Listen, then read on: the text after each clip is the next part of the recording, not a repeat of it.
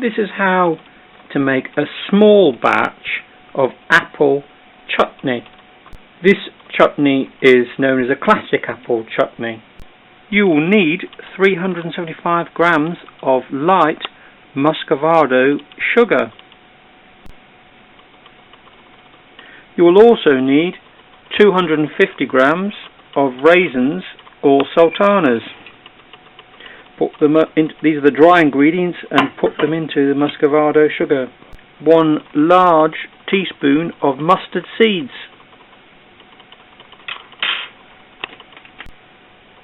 1 large teaspoon of dried ginger, ground.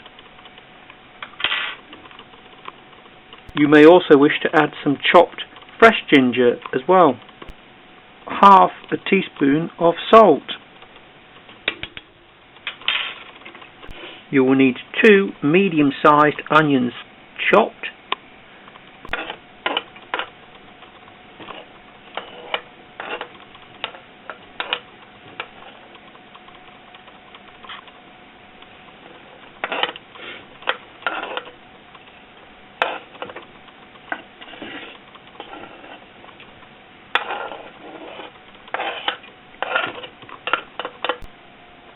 ,750 grams of peeled and diced apples. They could be any apples, windfall apples, for example.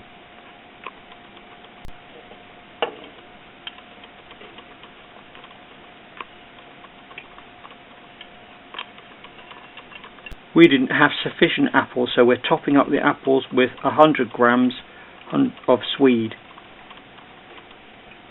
chopped and peeled. You may also wish to add a small amount of chopped fresh ginger.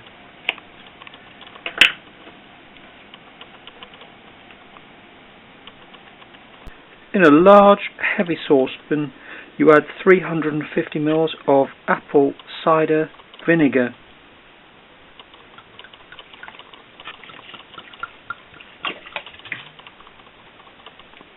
Next, combine all of the ingredients and mix.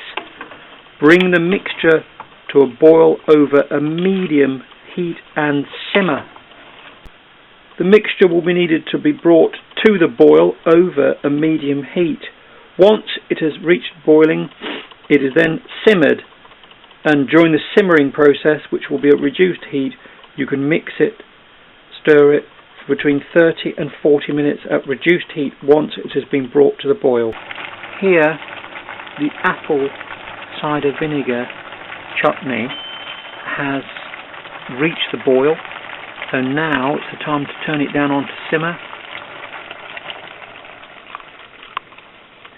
and it can then be stirred frequently, not continuously but frequently, for around 30 to 40 minutes on simmer.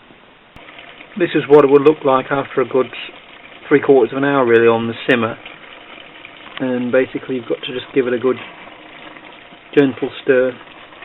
It seems to reduce down, really let those flavours be released.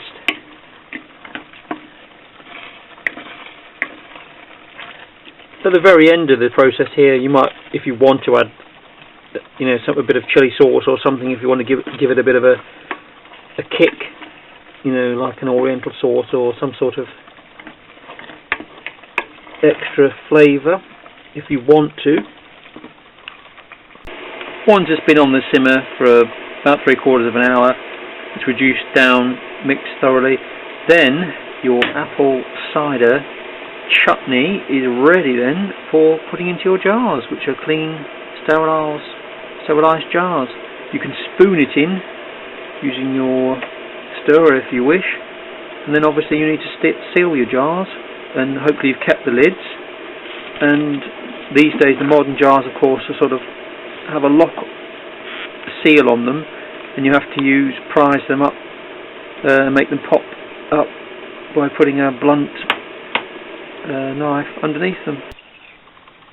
You can, of course, spoon your chutney in, put it into the jar that way. Of course, be careful because the jars will become very hot. You might need to use a tea towel to hold the jar in that case if it does become very hot. So you need to use some care at this point of the chutney making process. And it goes quite a lovely rich colour. With these ingredients we've managed to make 3 substantial jars of apple cider chutney. These of course have got the raisins, the apples. We added some swede to ours. Of course you've got to be careful to peel it. Chop it very, very fine, dice it very, very fine. And all the other ingredients I've mentioned, the light muscovado sugar and ginger and a dash of salt, etc.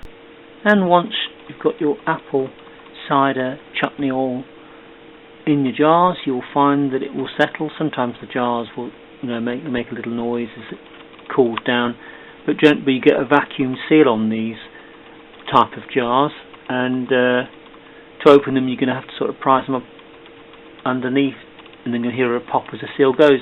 And I generally tend to eat these within a couple of months. Not quite sure how long they keep, but the jars have been thoroughly cleaned and sterilised as much as possible before you put the apple cider chutney in them.